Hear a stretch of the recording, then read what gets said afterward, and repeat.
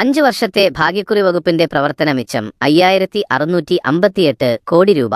സംസ്ഥാന സർക്കാരിന്റെ വരുമാനത്തിലെ നിർണായക ഘടകങ്ങളിലൊന്നായ ഭാഗ്യക്കുറി വകുപ്പിൽ നിന്ന് കഴിഞ്ഞ 5 വർഷത്തിനിടെ പ്രവർത്തന മിച്ചമായി ലഭിച്ചത് 5658.05 കോടി രൂപ.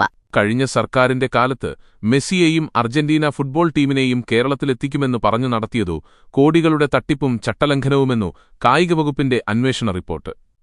അർജന്റീന ഫുട്ബോൾ അസോസിയേഷൻ AFA $1.5 കോടി, അന്നത്തെ മൂല്യം 126 കോടി രൂപ നൽകിയെന്ന് സ്പോൺസറായ റിപ്പോർട്ടർ ബ്രോഡ്കാസ്റ്റിംഗ് കമ്പനി അവകാശപ്പെടുമ്പോൾ പണമയച്ചതിന്റെയോ ടീം കൈപ്പറ്റിയതിന്റെയോ ഒരു രേഖയുമില്ല.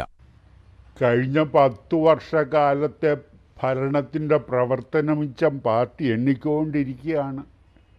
മെസ്സിയുടെ അച്ഛൻ മരിച്ചതുമൂലമുള്ള ദുഃഖാചരണം മൂലം പാർട്ടി എണ്ണൽ തൽക്കാലം ഒന്ന് നിർത്തിവച്ചിരിക്കും.